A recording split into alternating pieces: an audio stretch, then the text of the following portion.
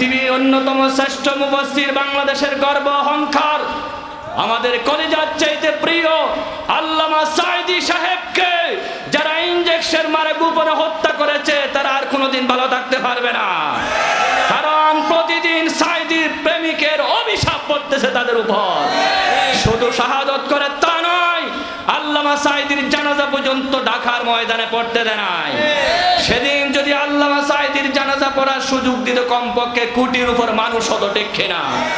তোমরা যেভাবে আল্লামা সাঈদীর জানাজা পড়তে দাও নাই, আমরা প্রত্যেকটা মাহফিলে জানিয়ে দিতেছি কোন জালেম কোন সন্ত্রাসীর জানাজা এখানে হবে না, হবে না, হবে না, ঠিক কিনা? আমরা সবাই আল্লামা সাঈদীকে ভালোবাসি একমাত্র কোরআনের কারণে, ঠিক কিনা? আল্লাহর কোরআনের কথা বলতেন বলে তাকে ভালোবাসি। আমরা সেদিনও মিছিল মিটিং জনসভা করে জানিয়ে দিয়েছি আমরা আল্লামা সাঈদী যে স্বপ্ন দেখেন সেই স্বপ্নটা বাংলার জমিনে বাস্তবায়ন করতে চাই। ওনার স্বপ্ন ছিল দুইটা, একটা হলো শহীদি মওত, আল্লাহ ওনাকে সেটা দিয়েছেন। 2 নাম্বার স্বপ্ন ছিল আল্লাহর জমিনে আল্লাহর কোরআনের শাসন, এটাও ইনশাআল্লাহ পূরণ হবে। আমি আপনাদের কাছে জানতে চাই আল্লামা সাঈদীর এই স্বপ্ন পূরণ করার জন্য, এই জমিনকে কোরআনের রঙে রঙিন করার জন্য যদি জীবন দিতে হয়, রক্ত দিতে হয়, শহীদ হতে হয়, কারা কারা যে আছে জিহাদ আল্লাহকে দেখায়। আল্লাহ আমাদেরকে কবুল করুন, আরো জোরে বলুন আমিন। আজকে আমার আলোচনার বিষয় হচ্ছে স্বপ্ন। কি স্বপ্ন ছিল? আল্লামা সাঈদীর কোরআনকে বাস্তবায়ন করবে, কিন্তু বাংলাদেশে একজনের স্বপ্ন বাস্তবায়ন করতে চাইছিল, সে কি? বঙ্গবন্ধুর স্বপ্ন। যেখানে যান সেখানে শুধু বঙ্গবন্ধু, বঙ্গবন্ধু, বঙ্গবন্ধু। দীর্ঘ 16টা বছর একজনের স্বপ্ন পূরণ করার জন্য বছরে 600 কোটি টাকা শুধু মূর্তি নির্মাণ করেছে। নাউজুবিল্লাহ বলেন। কয়শো কোটি টাকা? 600 কোটি টাকা। যে দেশের মধ্যে অভাব এত বেশি, খাগড়াছড়িতে মায়েরা নিজের সন্তানকে 12,000 টাকা বিক্রি করে ফেলেছিল অভাবের কারণে। যে দেশের এরকম অভাব ছিল সেই দেশে 600 কোটি টাকা খরচ করেছে শুধু স্বপ্ন বাস্তবায়ন করার জন্য। কার স্বপ্ন? বঙ্গবন্ধুর স্বপ্ন। বিদেশ থেকে এক যাত্রী আসলেন, আল্লামা সাঈদী সাহেব এই কথা বারবার বলতেন। উনি এয়ারপোর্টের নামে বলতেছে, এই এত বিশাল এয়ারপোর্ট, তোমাদের এয়ারপোর্টের নাম কি? বলে বঙ্গবন্ধু আন্তর্জাতিক এয়ারপোর্ট। এবার এয়ারপোর্ট থেকে নেমে যখন ঢাকা দিয়ে আসতেছে, লাল নীল লাইট দেখতেছে একটা মাঠে, এত সুন্দর মাঠ, এটার নাম কি? বলে এটার নাম হচ্ছে বঙ্গবন্ধু মাঠ। খেলা চলতেছে, বলে একটু খেলা দেখি, খেলার নাম কি? বলে বঙ্গবন্ধু টুর্নামেন্ট, খেলার নামও বঙ্গবন্ধু। খেলা যখন হার জিত হলো, এক দল জিতে গেল আর এক দল হেরে গেল, পাথর মারামারি শুরু। এই পাথর মারামারিতে বিদেশের কপালে একটা ইট লাগলো। ইট লাগার পরে তাকে হাসপাতাল নিয়ে গেল। হাসপাতালে চিকিৎসার পরে চোখ খুলে দেখে বলতেছে, আমি এখন কোথায়? বলে বঙ্গবন্ধু হাসপাতালে। এবার ওই বিদেশি মেহমান বলতেছে, বঙ্গবন্ধু হাসপাতাল থেকে আমাকে তাড়াতাড়ি আমার বিদেশ পাঠাইয়ে দাও। যখন এয়ারপোর্টে আসলেন আবার বলতে, এয়ারপোর্টের নাম কি? বলে বঙ্গবন্ধু এয়ারপোর্ট। তাড়াতাড়ি বিমানে তুলে দাও আমাকে, যাতে বঙ্গবন্ধু কবরস্থানে যেতে না হয়। যে পরিমাণ 16 বছরে একজনের স্বপ্ন বাস্তবায়ন করার জন্য কোটি কোটি টাকা খরচ করেছে, আল্লাহর কসম করে বলি, সেই পরিমাণ যদি আমার রাসূলের স্বপ্ন বাস্তবায়ন করার জন্য টাকা খরচ করা হতো, যেই পরিমাণ বঙ্গবন্ধুর নামে জিকির করা হয়েছে, সেই পরিমাণ যদি আল্লাহর নামে জিকির হতো, বাংলার জমিন থেকে জালেমদেরকে পালাতে হতো না, হতো না, হতো না, ঠিক কিনা? জিকির ছিল শুধু একজনের, বঙ্গবন্ধু, বঙ্গবন্ধু, বঙ্গবন্ধু, বঙ্গবন্ধু, একজনের জিকির। জিকির হবে কার? আল্লাহর জিকির যদি 16 বছর করত তাহলে বাংলাদেশ থেকে পালাতে হতো না। কারণ বাংলাদেশের মানুষ আল্লাহর পাগল, বাংলাদেশের মানুষ নবীর পাগল, বাংলাদেশের মানুষ কোরআনের পাগল, বাংলাদেশের মানুষ হাদিসের পাগল, বাংলাদেশের মানুষ ইসলামের পাগল, বাংলাদেশের মানুষ দ্বীন এবং কোরআনের পাগল। এই মানুষ সাক্ষী দিয়েছে, যেদিন আল্লামা সাঈদীর শাহাদাতের রায় দিয়েছিল সেদিন 280 জনের মতো মানুষ শহীদ হয়ে গেছে, ঠিক কিনা? আর তোমাদের নেতা যখন গ্রেফতারি পরোয়ানা দেয়, একজনও প্রতিবাদ করার লোক নাই, ঠিক কিনা? এটা কেন? এটা হচ্ছে কোরআনের কারণে। কিসের কারণে? এই স্বপ্ন হলো 3 প্রকার। স্বপ্ন কয় প্রকার? 1 নম্বর স্বপ্ন রুয়ায়ে খেয়ালি। মানুষ সারাদিন যা বিবেচনা করে, কল্পনা করে, আমি টোটন বাজারে যাচ্ছি, এই করছি, সেই করছি, যা দিনের বেলায় কল্পনা করে সেটা রাতের বেলা দেখে, এটা হচ্ছে রুয়ায়ে খেয়ালি, মনের কল্পনাটা। আরেকটা হচ্ছে রুয়ায়ে শয়তানি, আল্লাহর পক্ষ থেকে স্বপ্ন দেখানো হয়। আরেকটা হচ্ছে রুয়ায়ে শয়তানি, শয়তানের স্বপ্ন। শয়তানের স্বপ্ন যখন বেশি দেখে তখন স্বপ্ন দোষ হয়। কি দোষ হয়? আপনাদের এদিকে হয় না মনে হয়? স্বপ্ন দোষ। এই স্বপ্ন দোষ থেকে বাঁচার জন্য ওষুধ দিলেন, আমরা জানি না। ওষুধ হলো, যদি কোনো ব্যক্তি যদি বুকের মধ্যে এই আঙ্গুল, শাহাদত আঙ্গুল, এটা কি আঙ্গুল? এই আঙ্গুল দিয়ে যদি সিনার মধ্যে লিখে দেয় আইন মিম র ওমর, এটা তো লিখে দেয়, তাহলে আর স্বপ্ন দোষ হবে না। কি হবে না? 2 নাম্বার ওষুধ সূরায়ে তারিক, ফামা লাহু মিন কুওয়াতি ওয়ালা নাসির, একটু পর্যন্ত পরে ঘুমালে আল্লাহ রাব্বুল আলামিন স্বপ্ন দোষ থেকে হেফাজত করবে, আমিন। 3 নাম্বার স্বপ্ন হলো রুয়ায়ে ইলাহি, আল্লাহর পক্ষ থেকে স্বপ্ন। আল্লাহর পক্ষ থেকে যে স্বপ্নগুলো দেখা হয় সেটা হলো, রাসূল বলেছেন, নবুয়তের 24 ভাগের 1 ভাগ। সুবহানাল্লাহ। আল্লাহ রাসূল নবী হয়েছেন, ওহী আসছিল 7টা পদ্ধতিতে। কয় পদ্ধতিতে? 7 পদ্ধতিতে। বাবুল ওহী বুখারী শরীফের শুরু দিয়ে আছে, বাবুন কাইফা কানা বাদুল ওহীর তাফসিরে।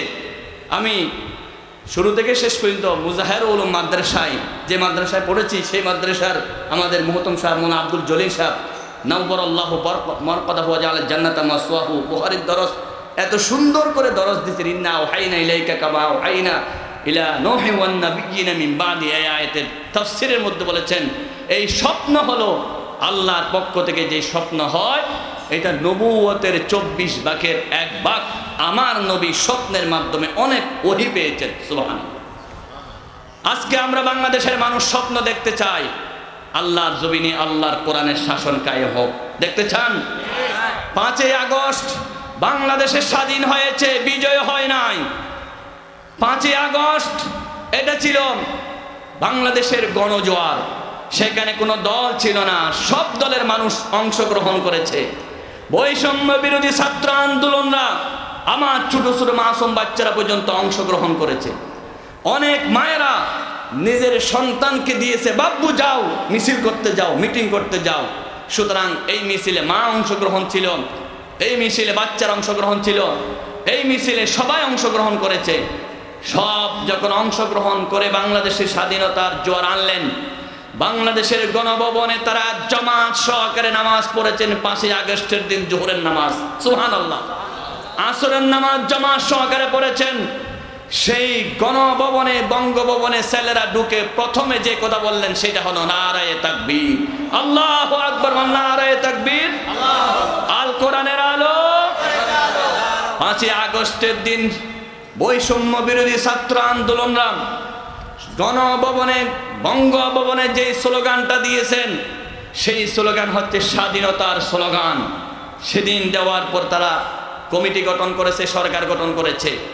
আমরা চাই এখন ওই স্লোগানটা বাংলাদেশের প্রত্যেকটা ঘরে ঘরে চলে যাক এবং বাংলাদেশের প্রতিটি ইঞ্চি জমিন কোরআনের কায়েম হোক। এটা চান কি চান না? সুতরাং সেটা হয়েছিল স্বাধীনতার মিছিল, সেটা হয়েছিল স্বাধীনতার আন্দোলন, স্বাধীনভাবে কথা বলার আন্দোলন। যারা নারা কোড়ায় ঘুমাইয়েছেন রাতের মামলার কারণে, তারা ঘরে ঘুমানোর আন্দোলন ছিল, ঠিক কিনা?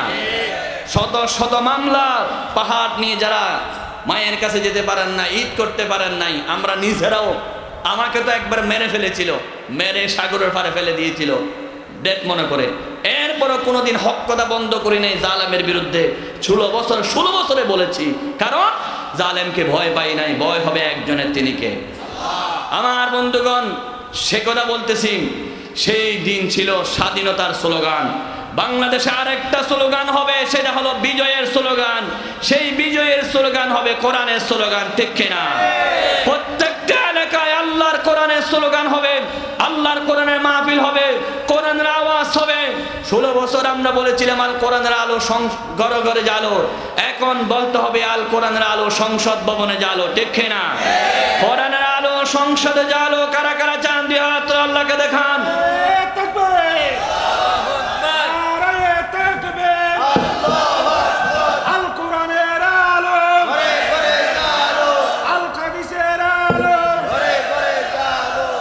এখন আমাদেরকে আমাদেরকে সংসদ ভবনে জ্বলাতে হবে, ঠিক কিনা? সংসদ ভবনে কোরআনের একজন পাখি ছিল আল্লামা সাঈদী সাহেব। তিনি সংসদে যাওয়ার পরে সর্বপ্রথম যে আইনটা দিয়েছিলেন শিরকের বিরুদ্ধে আইন। কিসের বিরুদ্ধে আইন? তিনি বলেছিলেন, মাননীয় স্পিকার সাহেব, তখন স্পিকার ছিলেন মিস্টার হুমায়ুন রশিদ, স্পিকার সাহেব, আমি একজন আলেম, সংসদ ভবনে প্রথম আপনাকে আইন দিচ্ছি, বাংলাদেশের টেকনাফ থেকে তেতুলিয়া, রূপসা থেকে পাতুরিয়া শিরকের বিরুদ্ধে কথা বলে হাজার হাজার কাফের মুসলমান আল্লামা সাঈদীর হাতে আল্লাহ কবুল করাইছেন, আলহামদুলিল্লাহ। আমি এবার সংসদ ভবনে শিরকের বিরুদ্ধে আইন দিতে চাই। এই সংসদ ভবনের গেটটা নিচু ছিল, মাথা নিচু করে ঢুকতে হতো। মাথা নিচু করে রাষ্ট্রপতির সামনে কোনো এমপি মাথা নিচু করতে পারবে না, মাথা নিচু করবে একজনের সামনে, তিনি কে? আল্লামা সাঈদী সংসদ ভবনে শিরকের বিরুদ্ধে আইন দিয়েছেন। মিস্টার হুমায়ুন রশিদ স্পিকার বললেন, আমরা চেষ্টা করতেছি আপনার আইন বাস্তবায়ন করার জন্য। 2 মাসের মাথায় সংসদ ভবনের গেটকে ভেঙে দেওয়া হলো। আল্লামা সাঈদীর আইনের কারণে সংসদ ভবনে আর মাথা নিচু করে ঢুকতে হয় না। শিরক বিরোধী কাজ করলেন আল্লামা সাঈদী, জুরুন আল্লাহু আকবার। আল্লামা সাঈদী এখন যেখানে আসেন প্রতিদিন ফ্লেক্সি উড়ে, এই সওয়াব ওনার কবরে যাচ্ছে, আল্লাহু আকবার। দোয়া করি আল্লাহ জান্নাতের আলা মাকামে স্থান করে দিন, আমরা বলি আমিন। সুতরাং এই শিরকের বিরুদ্ধে কওমি, সুন্নি, আলিয়া সব এক না দুই? বলেন এক না দুই? আমরা চাই কওমি, আলিয়া সবাই ঐক্যবদ্ধ হয়ে শিরকের বিরুদ্ধে, বেদাতের বিরুদ্ধে আমরা সংসদ ভবনে আবারও আইন পাশ করব, ঠিক কিনা বলেন? সুতরাং ভেদাভেদ করার সময় নাই।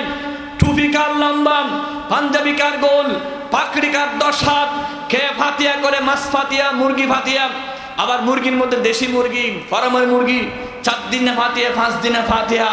এই ভেদাভেদ করার সময় নাই। এখন ভেদাভেদ করে যারা আলেম ওলামার বিরুদ্ধে, ঐক্যের বিরুদ্ধে কথা বলে, তারা হলো বাংলাদেশের দুশমন, তারা হলো জাতির দুশমন, তারা হলো মুসলমানের দুশমন। আল্লাহর কসম করে বলি, ঐক্যের বিরুদ্ধে কথা বলে বাংলাদেশে আলেমরা যদি ঐক্য হতে না পারে, জীবনে কোনোদিন বাংলাদেশে কোরআনী শাসন কায়েম হবে না, হবে না, হবে না। ইসকন যেভাবে আমাদের দেশকে ষড়যন্ত্র করে, নস্যাৎ করে, ষড়যন্ত্র করে ধ্বংস করতে চায়, সেই ইসকনরা বিভিন্ন পরিকল্পনা করে আবার তাদের মাকে এখানে আবার আনতে চায়। মাকে যদি আবার আনেন, আপনারা কি মেনে নিবেন? মাকে যদি তাদের মা হতে পারে, আমাদের তো মা নয়। আমরা বলি স্বৈরাচারিণী যদি এখানে আসে, আমরা কেউ কি আবার মেনে নিতে পারি? প্রয়োজনে জীবন যাবে, রক্ত যাবে, শহীদ হয়ে যাব, এই জালেম এখানে আর ঢুকতে পারবে না, ঠিক কিনা? কারা কারা রাজি আছেন আল্লাহকে 2 হাত তুলে দেখান। আল্লাহ আমাদেরকে কবুল করুন, জোরে বলুন আমিন।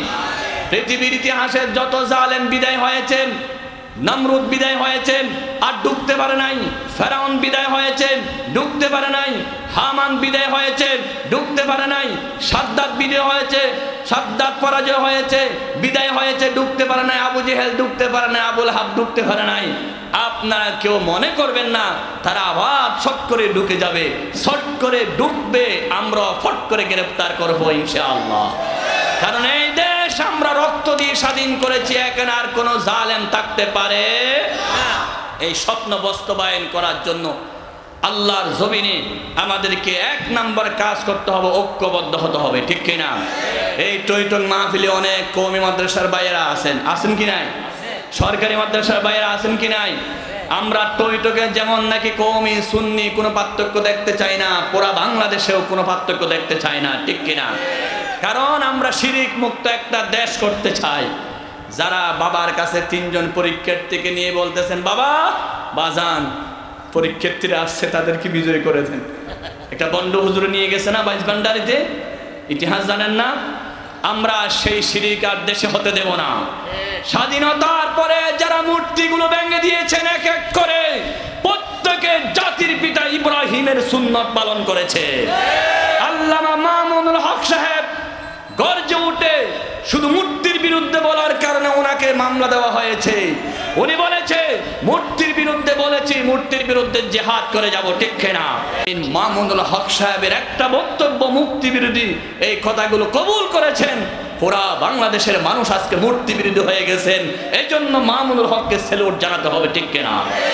আমাদের আল্লামা সাঈদী সাহেব যেমন বলেছিলেন, আমার কাছে ডান চোখ যেমন প্রিয়, বাম চোখও প্রিয়। আপনার কাছে দুনো চোখ প্রিয় না? প্রিয় কিনা? সুতরাং আল্লামা সাঈদী বলেছিলেন, আমার কাছে ডান চোখও বেশি প্রিয়, বাম চোখও প্রিয়, কওমিও প্রিয়, আলিও প্রিয়। কওমি, আলিয়া, ওয়াহাবি, সুন্নি ভেদাভেদ করার সময় নাই। আমাদেরকে এক হতে হবে। এক হতে যারা আমাদেরকে বাধা দেয় তারাই হলো দেশের দুশ্মন, তারাই হলো জাতির দুশ্মন। তাহলে আমাদেরকে স্বপ্ন বাস্তবায়ন করতে হবে। প্রথম স্বপ্ন ছিল ইব্রাহিম আলাইহিস সালাতু ওয়াস সালামের। ইব্রাহিম আলাইহিস সালাতু ওয়াস সালাম এই জমিনে খোদার দিন কায়েম করার জন্য স্বপ্ন দেখেছিলেন। আল্লাহ রাব্বুল আলামিন বলেন কোরআনুল কারীম পারা নম্বর 1, সূরার নাম হলো বাকারা, আয়াত নাম্বার হলো 124 নম্বর আয়াত। আল্লাহ রাব্বুল আলামিন বলেন 124 আয়াতে বলেন, ওয়া ইযিবতালা ইব্রাহিম রাব্বুহু বিকালিমাতিন ফাআতাম্মাহুন ক্বালা ইন্নী জা'iলুকা লিন-নাসি ইমামা। জুরুন আল্লাহু আকবার। সূরা বাকারার 100 নম্বর আয়াত 124। এই আয়াতের আলোকে তাফসীর হবে। আয়াতটা নেওয়া হয়েছে সূরা বাকারা থেকে। সূরা বাকারার টোটাল আয়াত সংখ্যা 286, টোটাল রুকু সংখ্যা হচ্ছে 40। এই সূরাটা মাদানী সূরা। আনতাসবাহু বাকারা, এই নাম এখান থেকে বাকারা শব্দ নামকরণ করা হয়েছে ওয়াজা তাসমিয়া। অনেক লম্বা সূরা, সবচাইতে বৃহত্তম বড় সূরা হলো সূরাতুল বাকারা। এই সূরা যে ঘরে পড়া হয় এই ঘরে কোনো জিন প্রেরক ভূত থাকতে পারে না। এবং এই সূরাকে জারওয়াতুস সিনামুল কোরআন বলা হয়েছে। কোরআনের সর্বোচ্চ চূড়া, একেবারে সর্বোচ্চ চূড়া হচ্ছে সূরাতুল বাকারা। আমার বন্ধুগণ, আল্লাহ রাব্বুল আলামিন বলেন ওয়া ইজ যেখানে তাকে উসকুরু মাহজুব, তাকে তাফসীরের ভাষায় স্মরণ করো। ইব্রাহিম আলাইহিস সালাতু ওয়াস সালামকে আল্লাহ রাব্বুল আলামিন পরীক্ষা করেছিলেন। একটা দুইটা নয়, বিকালিমাতিন, জামাত তাকসির, অনেক পরীক্ষা আল্লাহ ইব্রাহিমকে করেছেন। ফাতাম্মাহুন্না, প্রত্যেকটা পরীক্ষায় তিনি বিজয়ী হয়েছেন। কারণ ইব্রাহিমের পরীক্ষা ছিল একমাত্র কোরআনের বিধান, আল্লাহর জমিনে আল্লাহর বিধান কায়েম করার স্বপ্ন তিনি দেখেছিলেন। আল্লাহু আকবার। এই স্বপ্ন দেখলেই, কোরআন কায়েমের স্বপ্ন দেখলেই পরীক্ষা দিতে হবে। এই স্বপ্ন দেখলেই মামলা খেতে হবে। এই স্বপ্ন দেখলে রিমান্ডে যেতে হবে। এই স্বপ্ন দেখলে ছেলে মেয়েকে এতিম করতে হবে। এই স্বপ্ন দেখতে আল্লামা সাঈদীর মতো শহীদ হতে হবে, ঠিক কিনা?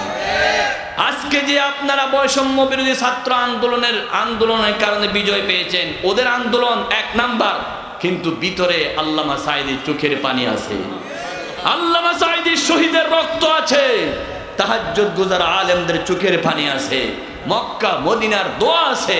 সব মিলে ঐক্যবদ্ধ হয়েছেন, সেজন্য আল্লাহ স্বাধীনতা দিয়েছেন, আলহামদুলিল্লাহ। ইব্রাহিম আলাইহিস সালাতু ওয়াস সালাম স্বপ্ন যখন দেখলেন জমিনে আল্লাহর দ্বীন কায়েম করবে, এই স্বপ্ন দেখার পর তার পরীক্ষা শুরু হয়ে গেল। ইব্রাহিম আলাইহিস সালাতু ওয়াস সালাম স্বপ্ন দেখলেন এই জমিনে আল্লাহর দ্বীন কায়েম করবে। আর আল্লাহর দ্বীন কায়েম করতে গেলে কি দিতে হয়? পরীক্ষা দিতে হয়। কি দিতে হয়? ইব্রাহিম আলাইহিস সালাতু ওয়াস সালামের প্রথম পরীক্ষা আপনারা জেনেছেন আমার আগের বক্তা থেকে। নমরুদ জবাই করেছে, ইব্রাহিম আর আসতে পারবে না, পুরুষদেরকে জবাই করলেন। আল্লাহ রাব্বুল আলামিন পৃথিবীর যতজনের পরিকল্পনা করে তার চাইতে আরো বেশি পরিকল্পনা কার? আল্লাহ ইব্রাহিম নবীকে পাঠালেন কোন জায়গায়? নমরুদের ঘরে। নমরুদের ঘরের মেন দারোয়ান ছিল ইব্রাহিমের বাবা আজর। সবখানে নারী পুরুষ মিলন বন্ধ। নমরুদের দারোয়ানেই নমরুদের ঘরে নারী পুরুষ মিলন করলেন, সেই ঘরে আল্লাহ ইব্রাহিমকে দিলেন। সুবহানাল্লাহ। ইব্রাহিম আলাইহিস সালাতু ওয়াস সালামের 2 নম্বর পরীক্ষা। পরীক্ষাগুলো হচ্ছে কেন? স্বপ্ন দেখেছেন। কি স্বপ্ন দেখেছেন মনে রাখবেন? আল্লাহর জমিনে আল্লাহর দ্বীন কায়েম করার স্বপ্ন দেখেছেন, সেই জন্য পরীক্ষা চলতেছে। আপনি যদি বিসিএস ক্যাডার হতে চান, ম্যাজিস্ট্রেট হতে চান, এসপি হতে চান, ওসি হতে চান, বড় কিছু হতে চান, তাহলে পরীক্ষা দিতে হবে না? ডাক্তার হতে চাইলে কি দিতে হবে? পরীক্ষা দিতে হবে। মুক্তিযোদ্ধার কোটা দিয়ে ভাওতাবাজি করে আর হওয়া যাবে না, এখন পরীক্ষা দিয়ে হতে হবে ইনশাআল্লাহ। বলুন ইনশাআল্লাহ। ইব্রাহিম আলাইহিস সালামের প্রথম পরীক্ষা শেষ, আল্লাহ দুনিয়া আনলেন। 2 নম্বর পরীক্ষা হওয়ার পরও ইব্রাহিমকে মেরে ফেলবে। ইব্রাহিমের মা পাহাড়ের ভিতর ইব্রাহিমকে রাখলেন। ইব্রাহিমের মা যখন সন্তানকে পাহাড়ের ভিতর রেখে চলে গেলেন, আল্লাহ কুদরতিভাবে পাহাড়ের দরজায় একটা পাথর দিলেন। পাহাড়ের গর্তের মুখে একটা পাথর, পৃথিবীর কোনো মানুষ ওই দরজা খুলতে পারে না। ইব্রাহিম নবীর মা যখন আসে অটোমেটিক দরজা খুলে যায়। ইব্রাহিম নবী ভিতরে ঢুকে মা সেবা যত্ন করে যাওয়ার সময় অটোমেটিক দরজা বন্ধ করে দেন। সুবহানাল্লাহ। আল্লাহর কর্মীদেরকে হেফাজত করে কে? অসংখ্য মামলা, অসংখ্য নির্যাতন হয়েছিল। কোরআনের কর্মী ভাইয়েরা, আল্লাহ তাদেরকে এখন হাসি হাসাচ্ছে, আলহামদুলিল্লাহ। ইব্রাহিম আলাইহিস সালামের মা সেখানে যখন দেখতে পেলেন জান্নাতি খাবার, আশ্চর্যান্বিত হয়ে গেলেন। আল্লাহ রাব্বুল আলামিন বলেন, কোরআনের কায়েম করার স্বপ্ন দেখলে তোমাকেও আমি ঘরে বসায়া বসায়া জান্নাতি খাবারের ব্যবস্থা করে দিব। সুবহানাল্লাহ বলিয়েন না। ওয়াতারযুকু মান তাশাউ বিগাইরি হিসাব। আল্লাহ যাকে চায় তাকে হিসাব ছাড়া রিজিক দান করে। সুবহানাল্লাহ। 3 নম্বর স্বপ্ন ইব্রাহিম আলাইহিস সালাম, এই ঘটনাগুলো উনি বলছেন, সেটা আমি বলতেছি না। 3 নম্বর পরীক্ষা, ইব্রাহিম এবার খোদা খুঁজতেছে। আকাশে এসে বলতেছেন চাঁদ আমার খোদা হবে, আবার তারাকা খোদা হবে। তারাকা যখন ডুবে গেল চাঁদ হবে, চাঁদ যখন ডুবে গেল সূর্য হবে। কোরআন শরীফে সব আছে। পরিশেষে তিনি মাকে বললেন, আম্মু আমার খোদা কে? মা বলল, খোদা মানে যিনি লালন পালন করে। আমাকে লালন পালন করে তোমার বাপ, তোমার বাপকে লালন পালন করে নমরুদ, সুতরাং নমরুদে খোদা হবে। নাউজুবিল্লাহ বলে। আমরা তো মনে করতাম আমাদেরকে রিজিক দে ওই জালেম সরকার। জালেম সরকারে মনে করতো সব ভারতে দে, সেজন্য ভারতের মোদিকে তিনি খোদা মনে করতেন, ঠিক কিনা? এখন তার খোদা আর আছে নাই। আর আমরা যারা আল্লাহর উপর বিশ্বাস করেছি, আমাদের খোদা আছে কি নাই? যারা জালেমের নেতৃত্ব অনুসরণ করেছেন, আপনাদেরকে জানিয়ে দিতে চাই, এখন সুযোগ আছে, তওবা করেন। কারণ কি? মা বাপ যখন বিবাহ শাদী করে, বাবে বিবাহ করলে ছেলে হলে ওই ছেলের নাম রাখে, ওই ছেলে আঁকিয়া দেয়, ওই ছেলে সব কিছু করে। আর যদি বিবাহ করা ছাড়া ছেলে হয় যার সন্তান, ওটার নাম রাখে? কেমনে লুকাবে, কেমনে ফেলে দিবে চিন্তা করে, ঠিক কিনা? আল্লাহর কোরআনের কর্মীরা, আমাদের নেতারা, বৈধ নেতা 16 বছর পালাই নাই, ঠিক কিনা? আমাদের নেতা কোনোদিন পালাই নাই, কারণ আমাদেরটা বৈধ। যারা অবৈধ নেতৃত্ব চেয়ারে বসেছেন, ক্ষমতায় বসছেন, তারা ক্ষমতা থেকে যাওয়ার পরে 40 মিনিটও থাকতে পারে নাই। কর্মীকে ফেলে সব নেতা পালাইয়া গেছে।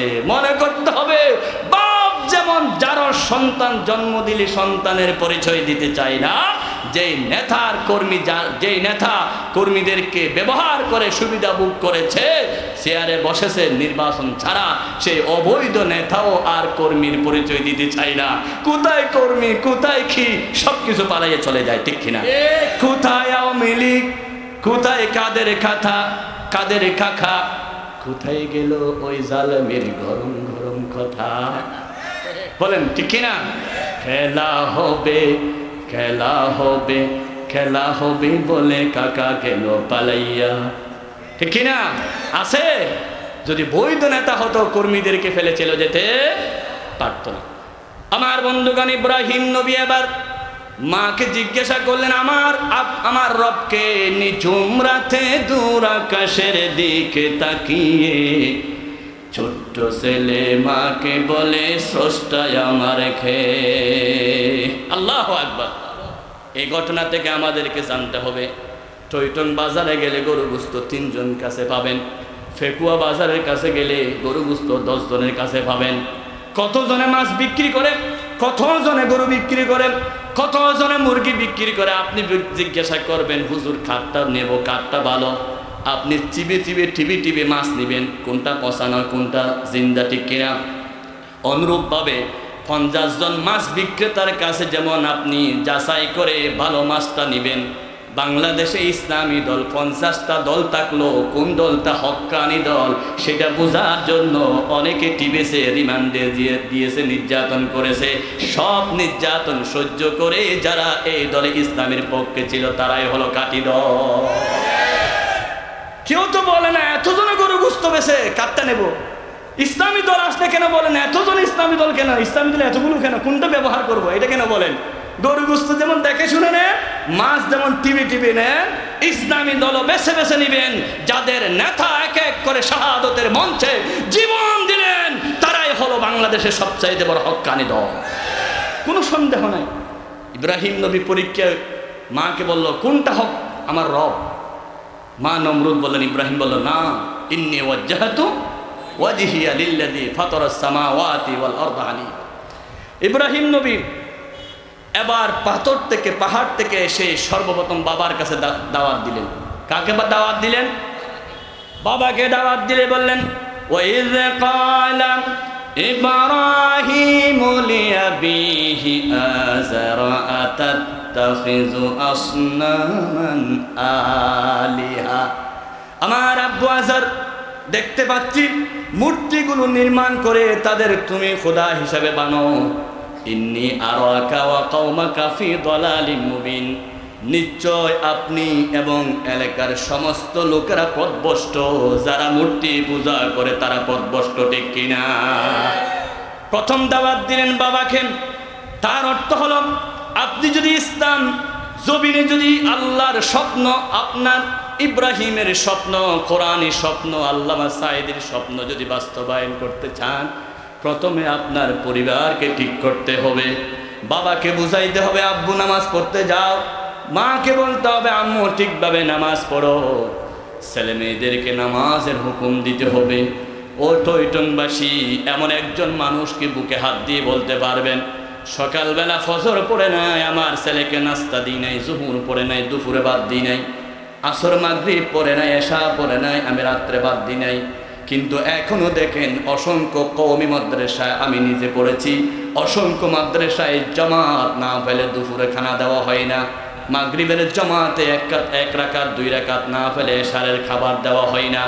সংগঠন দেখেন রিপোর্ট বইয়ের মধ্যে 1 নাম্বার রিপোর্টে লিখতে হয় তুমি নামাজ ঠিকভাবে পড়েছো কিনা। নামাজ যদি ঠিক না থাকে তোমার কিছু ঠিক না, ঠিক কিনা? আমরা কি মূর্তি পূজা করবো নাকি আল্লাহ পূজা করব? চিৎকার দিয়ে বলে আল্লাহ পূজা নাকি মূর্তি পূজা? সিজদার মালিক কয়জন? ইবাদতের মালিক কয়জন? রিজিক দেন কে? হায়াত দেন কে? দৌলত দেন কে? সম্পদ দেন কে? সবকিছুর মালিক যিনি, সিজদার মালিকও সিজদার মালিক এক আল্লাহ। বলেন সিজদার মালিক এক আল্লাহ, আসমান জমিন গায়রুল্লাহ, সিজদার মালিক এক আল্লাহ। আল্লাহ ছাড়া কারো সামনে মাথা নিচু করা যাবে না, কোনো বাবার সামনে কোনো মাজারে গিয়ে সিজদা করা যাবে না, হারাম হারাম হারাম, ঠিক কিনা? আল্লাহ রাব্বুল আলামিন বলেন লা তাসজুদু লিশ-শামসি ওয়ালা লিল-কমার। সিজদা করো না কোনো সূর্যকে, কোনো চন্দ্রকে, কোনো বাবাকে, জিন্দা পীর মুর্দা পীর, কোনো বাবার সামনে সিজদা করা যাবে না। আপনার ছেলে পরীক্ষা দিবে, যাই নামাজে 2 রাকাত নামাজ পড়েন, আল্লাহকে সিজদা দেন। যে কোনো বিপদে পড়লেন আল্লাহকে সিজদা দেন। আল্লাহ বলেন ওয়াস্তাঈনু বিস-সাবরি ওয়াস-সালাহ। আল্লাহু আকবার। একজনের সিজদার মালিক তিনি হচ্ছেন আল্লাহ। ওয়াসজুদ ওয়াক্তারিব, সিজদা দাও, আল্লাহ নৈকট্য হয়ে যাও। জামাই বিদেশ, স্বামী বিদেশ, আমার কথা বুঝতেছেন? দেশ থেকে বউ টেলিফোন করে বলতেছে আমার জন্য একটা দামি মোবাইল অ্যান্ড্রয়েড সেট পাঠাও। জামাই বলতেছে গরিব মানুষ, এত টাকা নাই। কিছুদিন পরে বাহির বিদেশ থেকে এসে দেখতেছে বউয়ের হাতে অ্যান্ড্রয়েড সেট। জামাই আশ্চর্য হয়ে গেল, এ রাবিয়ার মা, সেট ফালি কই?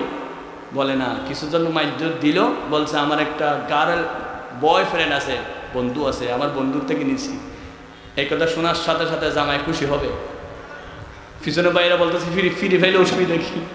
সাথে সাথে তালাক দিবে। সালাক জামাই হল 1 তালাক 2 তালাক 3 তালাক। একজন জামাই যদি নিজের স্ত্রী অন্যজন থেকে কিছু চায়, সম্পর্ক চায়, অন্যজন থেকে ফেয়ার লাভলির টুথপেস্ট নে, সোনোফুটার প্লাস্টিক মধুস্টিক যা আছে তা যদি জামাই বাদ দিয়ে অন্যজন থেকে নে, জামাই যেমন সহ্য করে না তালাক দিয়ে দে, আমার আল্লাহ কোনো বান্দা যদি আল্লাহকে বাদ দিয়ে কোনো বাবার কাছে কিছু চায়, আল্লাহ রাব্বুল আলামিন ওই বান্দাকে তালাক দিয়ে দে বান্দার লিস্ট থেকে। আল্লাহ রাব্বুল আলামিন বলেন লা ইন্না শারাকতা লা ইয়াহবাতান্না আমালুক, তুমি যখন শিরিক করো তোমার সব ইবাদত নষ্ট হয়ে যাবে। টইটং এই বিশাল মাহফিল থেকে আমরা শিক্ষা নিই জীবনে কোনোদিন শিরিক করব না, আল্লাহ ছাড়া কারো সামনে সিজদা করব না, ঠিক কিনা?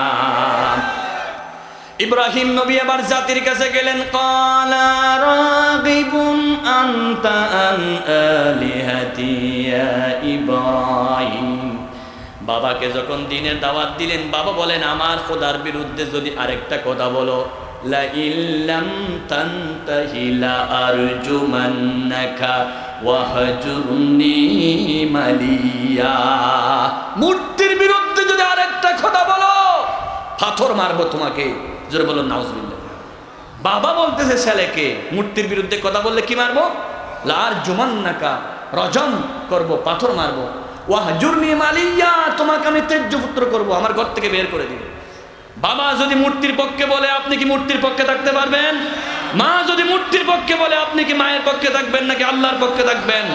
ভাই যদি মূর্তির বিরুদ্ধে বলে, মূর্তির পক্ষে বলে, আপনি কি ভাইয়ের কথা মানবেন নাকি আল্লাহর কথা মানবেন? সেজন্য বাংলাদেশের মানুষের নেতা নেত্রী কোটি টাকার মূর্তি নির্মাণ করেছিল, আর বাংলাদেশের কোরআনের কর্মীরা একজন নেতার পক্ষে এখন নাই, ঠিক কিনা? এটা ইব্রাহিমের সুন্নাত। ইব্রাহিম আলাইহিস সালাতু ওয়াস সালাম বাবাকে হেদায়েত করতে পারল না, বাবা পাথর মারার হুমকি দিলেন। এবার ইব্রাহিম আলাইহিস সালাতু ওয়াস সালাম জাতির কাছে বললেন, ওয়া ইয ক্বালা ইব্রাহিমু লিআবিহি ওয়া কওমিহি মা হাযিহি তামাসিলুল্লাতী আনতুম লাহা আকিফিন। আল্লাহু আকবার। হে আমার জাতি ও আব্বু, তোমরা যে মূর্তিগুলো নির্মাণ করতেছো, হাযিহি তামাসিলুল্লাতী আনতুম লাহা আকিফুন, যে মূর্তিগুলো বানাচ্ছ সেগুলো সব ধ্বংস পথভ্রষ্ট। তারা বলতেছেন ক্বালু ওয়াজাদনা আবানা লাহা আবিদিন, আমাদের বাপ দাদারা করেছিল সেজন্য। ইব্রাহিম নবী সাথে সাথে তাদেরকে পথভ্রষ্ট বললেন। ইব্রাহিম নবী প্রথমে বাবাকে দাওয়াত দিলেন, জাতিকে দাওয়াত দিলেন, এবং দাওয়াত দেওয়ার জন্য গেলেন রাষ্ট্রপতির কাছে। রাষ্ট্রপতির নাম কি? নমরুদ। বলেন কি? নমরুদকে বলতেছে আমার খোদার ইবাদত করো, খোদার উপর ঈমান আনো। নমরুদ বলতেছে হুইস খুদা, হুইস রব, রবকে, খুদাকে? ইব্রাহিম বলতেছে রব্বি আল্লাযী ইউহয়ী ওয়া ইউমীত, আমার রব যিনি জিন্দা করতে পারেন আবার মারতে পারেন। ক্বালা আনা উহয়ী ওয়া উমীত, আমিও তো মারতে পারি, আমিও তো জিন্দা করতে পারি। ইব্রাহিম নবী বলে কেমনে? জেলখানা থেকে একজন লোক ডাকলেন, একজন লোক ফাঁসির আসামিকে ডেকে বললেন তোমাকে কয়েদিকে ছেড়ে দিলাম, এ দেখছেন ওনার ফাঁসির রায় হয়ে গেছে, ছেড়ে দিয়েছি। আরেকজন নিরীহ লোককে ডেকে ফাঁসি দিলেন। আল্লামা সাঈদীকে বছরের পর বছর জেলখানা রেখে নিরীহ আলেমকে তোমরা শেষ করে দিয়েছ। তোমরা হচ্ছে নমরুদের কাজ করেছ। আমরা নমরুদ দেখি নাই, আমরা বর্তমান নমরুদকে দেখেছি। এটা হলো নমরুদের চাইতে আরো জঘন্য নমরুদ, ঠিক আছে? একজনকে মুক্তি দিলেন, আরেকজনকে মৃত্যু দিলেন। আমার নবী ইব্রাহিম বলেন আল্লাহ তো সূর্যকে পূর্ব থেকে তুলে, ফাইন্নাল্লাহা ইয়াতি বিশ-শামসি মিনাল মাশরিক ফাতি বিহা মিনাল মাগরিব, তুমি পশ্চিম দিকে তুলো। ফাবুহিতাল্লাযী কাফার, হা হা, তিনি আর পারলেন না। তাহলে ইব্রাহিম নবীর সামনে হেরে গেলেন, জাতি হেরে গেলেন, বাবা হেরে গেলেন, রাষ্ট্রপতি হেরে গেলেন। এখনো একজন কোরআনের কর্মীর কাছে সবাই হেরে যাবে, কারণ কোরআনের কর্মী সত্যের উপর থাকে, সত্য যেখানে বিজয় সেখানে। এবার ইব্রাহিম নবী চিন্তা করতেছেন বাবাকে বললাম, কমকে বললাম, সরকারকে বললাম, পারলাম না। একদিন তারা সবাই মূর্তি পূজা করার জন্য চলে গেল। ইব্রাহিম আলাইহিস সালাতু ওয়াস সালাম সেই দিন ঢুকে গেলেন কালীবাড়িতে। তারা গেল সবাই মূর্তি মেলায়, ইব্রাহিম নবী তারা গেল সবাই বিজয় মেলায়, ইব্রাহিম নবী গেল মূর্তি মেলায়। ইব্রাহিম ভিতরে ঢুকে সাথে সাথে যত মূর্তি আছে সব ভেঙে দিলে। সুবহানাল্লাহ বলেন না? একটা মূর্তি ভাঙা না, যেটা বড় সেটার কাঁধের উপর কোরআন লিখে দিয়েছেন আল্লাহ রাব্বুল আলামিন বলেন ফাজআলাহুম জুজাজান ইল্লা কাবীরাল লাহুম। কাঁধের উপর যেটা কোরআন আছে সেটা ইব্রাহিম নবী ভাঙে নাই। তারা যখন মেলা থেকে আসলো সব মূর্তি ভাঙা দেখে পাগল হয়ে গেলেন, কে ভাঙলো আমাদের মূর্তিগুলো? আল্লাহ রাব্বুল আলামিন তাদের কথাটা নোট করলেন। ক্বালু সামি'না ফাতান ইয়াযকুরুহুম ইউকালু লাহু ইব্রাহিম। ইব্রাহিম নামক একজনের কথা শুনেছি, তিনি আমাদের এই মূর্তিগুলো ভেঙে দিয়েছেন। সুবহানাল্লাহ। ইব্রাহিম নবীকে ডাকা হলো ফাতু আলা আয়ুনিন নাস। সব আয়াতগুলো পড়তে গেলে সময় চলে যাবে, আমি সেজন্য কথাগুলো বাংলায় বলে যাচ্ছি। স্লিপ এসে গেছে কিন্তু সেজন্য কথা বেশি বলতে পারবো না, মূল কথা বলতেছি। ইব্রাহিম নবীকে ডাক দিলেন, ডেকে বলতেছেন তুমি মূর্তি ভাঙো কি বাংলা কেন? ইব্রাহিম নবী বলেন প্রমাণ কি? বলে তুমি মূর্তির বিরুদ্ধে বলতা। ইব্রাহিম নবী বললেন দেখো, যিনি মাটি বহন করে তার মাথার উপর মাটির কি বলেন ফেরুয়া, সিডাঙ্গের বাসায় মেটেলের মাথার উপর ফেরুয়া থাকে। সুতরাং যিনি মূর্তি ভেঙেছে তার কাঁধের উপর কোড়াল আছে, ওনাকে জিজ্ঞাসা করো। বলে কেমনে জিজ্ঞাসা করবো, তিনি তো কথা বলতে পারে না। ইব্রাহিম নবী এবার বললেন যিনি কথা বলতে পারে না তার কোনো ইবাদত চলবে না। আল্লাহু আকবার। মা লা ইয়ানফাউকুম শাইয়্যান ওয়া লা ইয়াদুররুকুম উফিল লাকুম ওয়া লিমা তা'বুদুনা মিন দুনিল্লাহ। এমন মূর্তির কেন গোলামি করো যে কথা বলতে পারে না, যে কিছু করতে পারে না। হযরত ওমর রাদিয়াল্লাহু তাআলা আনহু বলেন আমি যখন মূর্তি পূজারে ছিলাম, কাফের ছিলাম, বেড়াইতে গেলে মূর্তি রেখে যখন পেশাব করতাম দেখি কুকুরে এসে আমার মূর্তির উপর পেশাব করত। কুকুরে মূর্তির উপর পেশাব করা দেখে আমার রাগ উঠে গেল। মূর্তি কুকুরে যে পেশাব করতেছে বাধা দিতে পারতেছে না। আমার বন্ধুগণ, বাংলাদেশে 16 বছর জালেম একটা দুইটা নয় হাজার হাজার মূর্তি নির্মাণ করেছে। এমনকি যেখানে মাদ্রাসা শিক্ষা, কোরআনী শিক্ষা, হাদিসের শিক্ষা, সেই মাদ্রাসার শিক্ষার উপর মূর্তি ছবি রাখতে বাধ্য করেছে। অথচ আল্লাহ রাসূল বলেছে লা তাদখুলুল মালায়েকাতু বাইতান ফি কালবুন ওয়ালা তাসাবির। রাজনীতির কারণে অন্ধ হয়ে যাবেন না, সঠিক কথা বুঝুন। রাসূল বলেন মূর্তি রাখতে পারবে না, ছবি রাখতে পারবে না, রহমতের ফেরেশতা আসবে না। এই জালেম সরকার ক্ষমতার বলে বাধ্য করে আল্লাহ রাসূলের হাদিস পড়াচ্ছে, সেখানে পর্যন্ত মূর্তি রাখতে বাধ্য হয়েছে। যদি 5ই আগস্টের দিন এই জালেমকে হটাতে না পারতেন, হয়তো এমন একদিন সময় আসতো মসজিদে পর্যন্ত বাবার ছবি মূর্তি রাখতে বাধ্য করতো, ঠিক কিনা? সেজন্য আল্লাহ রহমত নাজিল হয়েছেন। আবাবিল পাখি দিয়ে যেমন কাবা শরীফ হেফাজত করেছে, আল্লাহ বৈষম্য বিরোধী ছাত্র আন্দোলন দিয়ে বাংলাদেশকে হেফাজত করেছে, মূর্তি থেকে হেফাজত করেছে, ঠিক কিনা? সেদিন যারা যারা মূর্তি ভেঙেছে তারা সবাই ইব্রাহিমের মতো সওয়াব পাবে। আল্লাহু আকবার।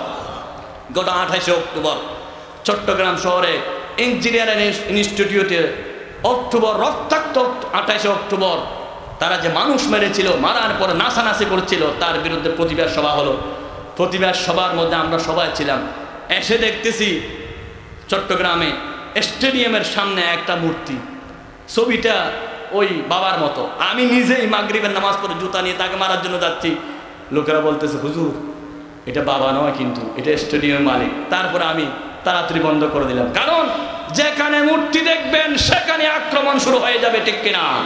বাংলার জমিন মূর্তির জমিন নয়, বাংলার জমিন খোদাই জমিন, বাংলার জমিন হবে কোরআনের জমিন, ঠিক কিনা?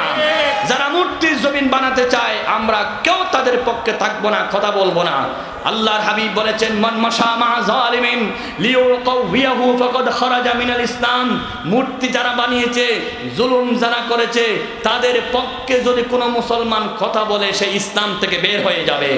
এখন যারা মূর্তি সরকারের কথা পক্ষে কথা বলবে, ষড়যন্ত্র করবে, আল্লাহ রাসূলের হাদিস অনুযায়ী তারা ইসলাম থেকে বের হয়ে যাবে। সুতরাং আমরা কেউ জালিমের পক্ষে কথা বলবো, মূর্তির পক্ষে কথা বলবো। ইব্রাহিম নবী সব মূর্তি ভাঙলেন। এবার ইব্রাহিম নবীর বিরুদ্ধে মামলা হয়ে গেল।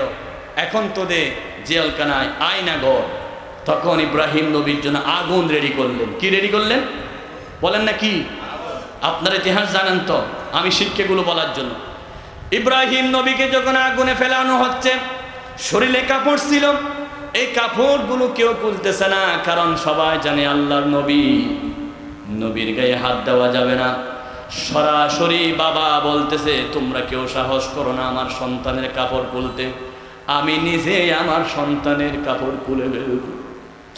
বাবা যখন সন্তানের গায়ে হাত দিল, সন্তান আসমানের দিকে তাকায়া টপ টপ করে দুই পোড়া চোখের পানি ফেলে যেন বললেন, আল্লাহ, দুনিয়াতে কোনো কেউ বিপদে পড়লে ঘরে যাই, বাবার কাছে যাই, মায়ের কাছে যাই, এখন আমার আব্বা তো আমার কাপড় খুলে ফেলতেছে, আমি কি করব? আয় আল্লাহ, তুমি ছাড়া আমার কেউ নাই, একমাত্র তুমি এখন আমার একমাত্র সাহারা। আল্লাহু আকবার। আয় খুদা তেরে সাওয়া কোই মদদগার নেহি, তেরে দরবারোं के मानिंद कोई दरबार नहीं। জাতির সামনে, আগুনের সামনে বাবা নিজের কাপড়, নিজের সন্তানের কাপড় খুললেন। আমার ভাইয়েরা, সন্তান যদি নামাজ পড়ে, সন্তান যদি ভালো কাজ করে, কোনোদিন বাধা দিবেন না, ইব্রাহিমের বাবার মতো হয়ে যাবেন। তাফসিরে আসছে, কিয়ামতের দিন কঠিন হাসরের ময়দানে কোনো মানুষের গায়ে কাপড় থাকবে না, সবাই উলঙ্গ উঠবে।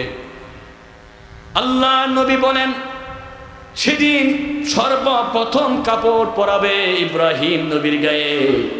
আল্লাহ যেন জানিয়ে দিবেন, ইব্রাহিম রে, তোমার স্বপ্ন বাস্তবায়ন করার জন্য জাতির সামনে তোমাকে উলঙ্গ করা হয়েছিল, সেদিন তো শুধুমাত্র বাবেল শহরের মানুষের সামনে উলঙ্গ করেছিল, আজকে আমি কিয়ামতের দিন কোটি কোটি মানুষের সামনে তোমাকে কাপড় পরাইয়া সেই সম্মান দিচ্ছি। সুবহানাল্লাহ। ইব্রাহিম নবীকে আগুনে ফেলে দিল। জিবরাইল এসে বলতেছে, আমাকে অনুমতি দাও। লাহু সিত্তুমিয়াতিন জানাহিন, বুখারী শরীফের হাদিস, খণ্ড নম্বর 2, পারা নম্বর 26, 25 পারা তো আছে। আমি জিবরাইলের 600 পাখা আছে, একটা পাখা দিয়ে নমরুদের সব আগুন শেষ করে দিব। ইব্রাহিম নবী বললেন, জিবরাইল ডিস্টার্ব করো না, আমি তো অন্ধ খোদার বিশ্বাস করি না, আমার খোদা কি দেখতেছে না আমি যে আগুনে জ্বলে যাচ্ছি? আমার খোদা যদি আমাকে জ্বালাতে চায়, তোমার কোনো সাহায্য দরকার নয়, আর আমার খোদা যদি আমাকে বাঁচাতে চায়, এই আগুনকে পানি করে দিতে আল্লাহ 1 সেকেন্ডও লাগবে না। আল্লাহু আকবার। সাথে সাথে আল্লাহ রাব্বুল আলামিন ওরাদ দিলেন, কুল্লা ইয়া নারু কুনি বারদাও ওয়া সালামান আলা ইব্রাহিম। হে আগুন, নমরুদের উপর ঠান্ডা হয়ে যাও, এসি হয়ে যাও। সালামান শব্দ আবার আল্লাহ যোগ করলেন। আমার বন্ধুগণ, তাফসিরে আছে, আল বিদায়া ওয়ান নিহায়া কিতাবও আছে, ইব্রাহিম যখন আগুনে পড়লেন, আগুনের মধ্যে আল্লাহ জান্নাতে খাবার দিলেন। অনেক দূরে ছিল নমরুদের বাসভবন। নমরুদের বাসভবন ছিল অনেক লম্বা, 20 তলা 30 তলা। সেখানে নমরুদের একটা মেয়ে ছিল। ওই মেয়েটা যখন দেখেন ইব্রাহিম নবী সেখানে জান্নাতে খাবার খাচ্ছেন, আল বিদায়া ওয়ান নিহায়া কিতাব আছে, তিনি সেখান থেকে লাফ দিলেন, ইব্রাহিমের হাতে কলমা পড়ার জন্য আগুনে ঝাঁপ দিলেন। আল্লাহু আকবার। ইব্রাহিম নবী নমরুদের আগুনে দীর্ঘদিন ছিলেন। ইতিহাস বলে আল্লাহ জমিনে আল্লাহর কোরআনকে বাস্তবায়ন। আজকে নাউজুবিল্লাহ বলতেছেন, আল্লাহর কোরআন হাতে ধরে বলতেছি, বাংলাদেশে 16 বছর এই নারীদের উপর অত্যাচার চলেছে। যত বড় বড় নেতা, অধিকাংশ নেতার বিছানায় সুন্দরী নারী ছিল, ঠিক কিনা? আল্লাহর হাবিব বলেছেন, যেই সমাজের মধ্যে সুদ থাকবে, জানা থাকবে, সেই সমাজ আল্লাহর গজব নাজিল হবে। বাংলাদেশে প্রত্যেকটা এলাকায় এলাকায় জানার বাজার ছিল 16টা বছর। যত বড় নেতা হয়েছে তত বড় জানাকুজ ছিল। এখন ভিডিও ভাইরাল হচ্ছে কি পরিমাণ জানা যে তারা করেছে। এক একজনের নাম বলতে গেলে আপনারা আশ্চর্য হয়ে যাবেন। কোনো সুন্দরী মেয়ে সহজে তারা রাখে নাই। ঢাকা কলেজের জিএস হতে চাও, জানা করো। অমুক কলেজের প্রধান হতে চাও, নেতার সাথে থাকো। এরকম করে একটা দুইটা নয়, হাজার হাজার মেয়ে সতীত্ব নষ্ট করেছে, কোরআন সাক্ষী। সেজন্য মেয়েদেরকে সংসদ ভবনে, যিনি গান দিতে পারে মমতাজ নারীর মতো, সে ড্যান্সওয়ালাকে সংসদ ভবনে ঢুকাইয়েছিল, ঠিক কিনা? পৃথিবীর ইতিহাসে সবচাইতে বড় দেশ হচ্ছে বর্তমানে আমেরিকা। কি দেশ বলেন না, কি দেশ? আমেরিকা সবচাইতে বড় দেশ। আমেরিকার প্রতিষ্ঠা লগ্ন থেকে এই পর্যন্ত একজন নারীকে তারা প্রধানমন্ত্রী বানায় নাই। অথচ তারা বিধর্মী। তারা জানেন রাসূলুল্লাহর হাদিস 100% সত্য, যে দেশে নারী প্রধানমন্ত্রী হয় সে দেশে আল্লাহর গজব নাজিল হয়। আল্লাহ রাব্বুল আলামিন বাংলাদেশের মানুষের চোখের পানি কবুল করেছেন, দোয়া কবুল করেছেন। আল্লাহ কমপক্ষে ওই জালেম থেকে আল্লাহ নিরাপদে একজন পুরুষ ডক্টর ইউনূসের হাতে তুলে দিয়েছেন, ঠিক না? আপনারা যেভাবে ভাবুন না কেন, আমার সবচেয়ে বড় প্রশ্ন এখানে, নারী নেতৃত্ব হারাম। নারীরা যখন ক্ষমতায় থাকে আল্লাহর রহমত হয় না। قال رسول الله صلى الله عليه وسلم لن يفلح قوم ولو امرهم امرا। যেখানে নারী প্রধানমন্ত্রী হয় সেখানে কোনোদিন রহমত নাজিল হয় না। বাংলাদেশের জন্য বড় রহমত ছিল, আল্লাহ রাব্বুল আলামিন হয়তো ডক্টর ইউনূসকে আল্লাহ বাংলাদেশের জন্য কবুল করেছেন। আমরা কমপক্ষে কিছু না হলো একজন নারীর বিদায় একজন পুরুষকে বসাইতে পেরেছি, ঠিক কিনা বলেন? এখন আর বিরোধিতা করার সময় নাই, পরিকল্পনা করার সময় নাই, নাশকতা করার সময় নাই। এখন সেই পুরুষের হাতকে শক্তিশালী করতে হবে। উনি আগে কি ছিল এই কথা বলে বলে বিভ্রান্ত ছড়াবেন না। হযরত উমর রাদিয়াল্লাহু তাআলা আগে কাফের ছিলেন, ডাইরেক্ট রাসূলুল্লাহকে হত্যা করতে যাচ্ছে। ওমরের মতো মানুষ নবীর হত্যাকারী এমন মারাত্মক ছিলেন, নবীকে হত্যা করতে যাচ্ছে। সেখান থেকে যখন রাসূলের কাছে ফিরে আসলো, আল্লাহ রাসূল বলেছেন লাউ কানা মিন বাদি নবী লাকানা উমর ইবনুল খাত্তাব। আমার পরে নবী হলো হযরত ওমর, নবী হবেন, নবী হলো ওমর, হলো জান্নাতি। আল্লাহ রাব্বুল আলামিন ওমরের জন্য জান্নাত রেডি করলেন। তিনি আগে কি ছিলেন সেই ইতিহাস যদি জানতে চায়, তাকে কি জান্নাতের ঘোষণা দিতে পারত? ডক্টর ইউনূস আগে কি ছিলেন সেই কথা বলে বিভ্রান্ত ছড়াবেন না। ওরাই বিভ্রান্ত ছড়ায় যারা পেঁয়াজের কেজি 300 টাকা করে মানুষকে খাওয়াইছে, ঠিক কিনা? ওরাই বিভ্রান্ত ছড়ায় যারা দেশের টাকা বিদেশে পাচার করেছে।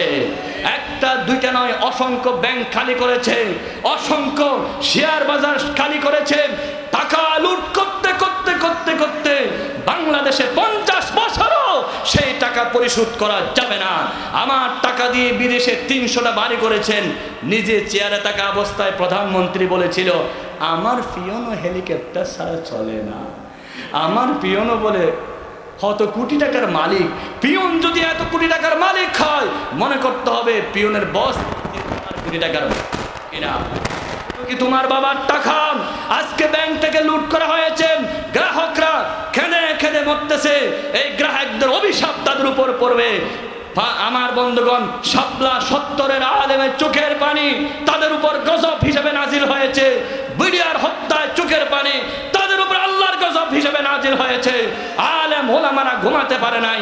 আয়না ঘরের আমির হামজা, মুফতি আমির হামজার মতো নিরীহ মানুষকে দীর্ঘদিন ওই চোখের পানি তাদের উপর আল্লাহর গজব নাজিল হয়েছে। আল্লামা সাঈদীর মতো মহান ব্যক্তিকে আমাদেরকে দেখতে দেন। নিজের ছেলেরা যখন চাইছিল ছেলেদেরকে দেখতে দেয় নাই, অসুখ বলে তাকে হাসপাতালে ঢুকাই ফেলেছিল। হাসপাতালে যখন ঢুকাচ্ছে আল্লামা সাঈদী সাহেব যে একটা হাসি দিয়েছিল, আমার এখনো মনে পড়ে। রাসূলুল্লাহ সাল্লাল্লাহু আলাইহি ওয়াসাল্লাম দুনিয়া থেকে যাওয়ার পরে 5টি সুন্নত, আল্লাহর নবীর 5টি সুন্নত আল্লামা সাঈদীর মধ্যে পাওয়া গেল। 1 নম্বর সুন্নত, একটা মুস্কি হাসি দিলেন। আল্লাহ রাসূল বলেছেন জান্নাতি মানুষের শেষ সময়ে একটা হাসি মারবে, এই সুন্নতটা পাওয়া গেল। 2 নম্বর, আল্লাহ রাসূল সোমবারে দুনিয়া থেকে বিদায় হয়ে গেলেন। আল্লামা সাঈদীকে আল্লাহ সেই দিন নিয়ে গেলেন। 3 নম্বর, আল্লাহ রাসূল বলেছেন কোন নেককার মানুষ মরলে পরে আকাশ কাঁদে, জমিন কাঁদে, সবাই কাঁদে। আল্লামা সাঈদী মারা যাওয়ার আধা ঘন্টা পরে বৃষ্টি হয়েছিল। এই বৃষ্টির দ্বারা আকাশ থেকে আল্লাহ রহমতের পানি পড়তেছে। 4 নম্বর, মারা যাওয়ার পরে একটা জমিন কাঁপতে থাকবে, একটা ভূমিকম্প হয়েছিল। 5 নম্বর, আল্লামা সাঈদী রাসূলুল্লাহর একটা হাদিস, আল্লাহ রাসূল জীবনের শেষ কথা বলেছিল আসসালাত আসসালাত, নামাজ নামাজ নামাজ। আল্লামা সাঈদীর হুবহু রাসূলের অনুসরণ করে বলেছিলেন। জীবনের শেষবার পুলিশ ভাইদেরকে বলেছিলেন তোমরা নামাজ পড়িও, নামাজ ঠিক রাখিও। কি কথাগুলো তিনি বলে গেলেন। আমার বন্ধুগণ, শেষ পর্যন্ত তাকে যখন ইনজেকশন, তাকে যখন বিছানায় শোয়ানো হলো, মুস্তাফা জামান নামক এক বেয়াদব তাকে যখন ইনজেকশন মারলেন, আল্লাহর কোরআন আমার হাতে। আমরা বাংলাদেশে 1 নম্বর বিচার চাই নজিবুল বশর মাইজভান্ডারী, যিনি আল্লামা সাঈদীর বিরুদ্ধে প্রথমে মামলা দিয়েছিল, দেখে না। 2 নম্বর বিচার চাই। মুস্তাফা জামান যে ডাক্তার ইনজেকশন মেরেছিল, তোমরা এত কিছু খুঁজো, আমার সাইদির হত্যাকারীকে খুঁজে দাও। বাংলাদেশের মানুষ তাদেরকে মাফ করবে না, করবে না, করবে না, ঠিক কিনা? একটা দিনের জন্য যদি আল্লামা সাইদিকে আজকে স্বাধীন দেশে কোরআনের তাফসীর করাতে দিতে পারতাম, তিনি যখন তার ময়দানে নাহমাদুহু বলে শুরু করতেন, 14 কোটি মানুষের কলিজা ঠান্ডা হয়ে যেত, ঠিক কিনা? আপনাদের কলিজা ঠান্ডা হতো না? একটিবারও সুযোগটা দেওয়া হলো না। একটা নার্স সেখান থেকে চিৎকার মেরেছিল। সেই নার্সটা কত ভাগ্যবতী মহিলা, আমার চিন্তা লাগে। সেই নার্স বলেছিল ইঞ্জেকশন মারা হচ্ছে। এই ইঞ্জেকশন মারার সাথে সাথে আল্লামা সাঈদী এমন একটা কম্পন দিলেন, ওজর দইনি চোখের পানি পড়ে আসলো। তিনি বুঝতে পারলেন আল্লাহ রাব্বুল আলামিন আমাকে শহীদি মৃত্যু দিয়েছে। আমার ভাইয়েরা, ওলামা ইকরাম সাক্ষী, রাসূলুল্লাহ দুনিয়া থেকে যাওয়ার আগে এক ইহুদি আল্লাহ রসুলকে দাওয়াত দিয়েছিল, ছাগলের গোশতের ভিতর বিষ মিশিয়ে দিয়েছিল। আমার রসুলের সামনে আসলেন, রসুল একটু খেয়ে ফেললেন, গোশত বলল, ইয়া রাসূলুল্লাহ খাবেন না, আমার সাথে বিষ মিশানো। আমার রসুলকে বিষ মিশারে খাওয়ার কারণে রাসূলুল্লাহ যেদিন দুনিয়া থেকে আল্লাহর কাছে চলে গেলেন, সেই বিষটা বিষ উদ্গীত হয়েছিল। রাসূলুল্লাহ শহীদদের মর্যাদা, নবীটা আছেই, সেই বিষের কারণে আল্লাহ রসুল কষ্ট পেয়েছিলেন। ওনাকে যেমন বিষ খাওয়াইয়ে মারানো হয়েছিল, আল্লাহর নবীর খাকি দাঈর আল্লাহ, সত্যিকার আল্লাহর প্রেমিক, যিনি 50টি বছর কোরআনের তাফসীর করে আল্লামা সাঈদী কোরআনের কথা বললেন, তাকেও সেভাবে বিষ দিয়ে হত্যা করা হয়েছে, ঠিক কিনা বলেন? আল্লামা সাঈদী তুমি তো মরনি, শহীদ হয়েছ এটা মোরাই জানি। আল্লাহু আকবার বলেন। সুতরাং এই ইব্রাহিম আলাইহিস সালাম বিবাহ পর্যন্ত গেলেন, এরপর আবার মিশরে গেলেন। মিশরের জালেম সরকার ইব্রাহিমের বউকে অ্যাটাক করলেন। আমাদের স্বপ্ন হলো একটা, যেটা ইব্রাহিমের স্বপ্ন ছিল, আল্লাহর জমিনে আল্লাহর দ্বীন কায়েম করা। আমাদের স্বপ্ন হলো একটা, যেটা রাসূলুল্লাহর স্বপ্ন ছিল, আল্লাহর জমিনে আল্লাহর দ্বীন কায়েম করা। আমাদের স্বপ্ন হলো একটা, যেটা আল্লামা সাঈদীর স্বপ্ন ছিল, এই জমিনকে কোরআন দিয়ে রঙিন করা। সুতরাং সেই স্বপ্ন বাস্তবায়ন করার জন্য আজকে টুফির ভেদাভেদ, পাঞ্জাবির ভেদাভেদ, কওমি সুন্নি আলিয়া ভেদাভেদ, সব ভেদাভেদ ভুলে গিয়ে এক মঞ্চে চলে আসুন। সংসদ ভবনে একজন সাঈদী থাকার কারণে শিরকের বিরুদ্ধে যে কথা বলেছিলেন, সেই সাঈদীর উত্তরসূরি 300 জন এমপি যদি সেখানে পাঠাতে পারেন, তাহলে প্রত্যেক দিন আল্লাহর কোরআনের পক্ষে কথা হবে। সেখানে আর মমতাজ নারীর ড্যান্স চলবে না, সেখানে আর ফাইটতে যায় সেই কথাগুলো সংসদ ভবনে চলবে না। জনগণের টাকা দিয়ে পরিচালিত সংসদ ভবনে আল্লাহর কোরআনের কথা বলবেন, কোরআনের কথা চলবেন। 5ই আগস্ট বৈষম্য বিরোধী ছাত্র আন্দোলনরা যেমন নারে তাকবীরের স্লোগান দিয়ে সংসদকে পবিত্র করেছে, স্বাধীন করেছে, সেই সংসদকে আমরা এখন বিজয় করতে চাই কোরআন দিয়ে। রাজি আছেন তো ইনশাআল্লাহ? কারা কারা রাজি আছেন? আল্লাহকে দেখেন, লিল্লাহি তাকবীর। কোরআন আছে যেখানে, কোরআন নাই যেখানে, কোরআন আছে যেই দলে, কোরআন নাই যেই দলে, লিল্লাহি তাকবীর। আলহামদুলিল্লাহ। ইব্রাহিমের স্বপ্ন, মুহাম্মদ রাসূলুল্লাহর স্বপ্ন, আল্লামা সাঈদীর স্বপ্ন, আমাদের স্বপ্ন এক না দুই? আমাদের স্বপ্ন কি বাবার দিন কায়েম করবো নাকি আল্লাহর দিন? সবখানে আর বাবার নাম বঙ্গবন্ধু বঙ্গবন্ধু, সকালে বিকালে তসবিহ পড়ো, জিকির করো, মাদ্রাসা ছবি তুলো, মসজিদ ছবি তুলো, এ কারবার আর চলবে না। বঙ্গবন্ধুর মূর্তি নামো, এগুলো বলবে না। এখন আপনারা শুনবেন টাকার মধ্যে ছবি পরিবর্তন হচ্ছে ইনশাআল্লাহ। কিছুদিন পরেই নতুন টাকা যেগুলো আসবে, সেখানে আর কোনো ছবি থাকবে না। এটার জন্য মন খারাপ করছে? ছবি না থাকলে আপনার মন খারাপ হবে? এতক্ষণ ওয়াজ শুনলেন, ইব্রাহিম নবী সব ছবি ভেঙেছেন, যেখানে ছবি মূর্তি দেখবেন সেখানে ভেঙে ফেলবেন ইনশাআল্লাহ। আমার ধারাবাহিক আলোচনা আল্লামা সাঈদীর সুন্নত হিসাবে আমি একই আলোচনা বাকি অংশ ইনশাআল্লাহ 17 তারিখে কাছে করব। সবাইকে দাওয়াত দিচ্ছি, কোরআনের মহাব্বতে 17 তারিখ গুড়িকাটা মাহফিলে যাবেন ইনশাআল্লাহ। এখান থেকে কেউ মনে করাই দিবেন প্রয়োজনে।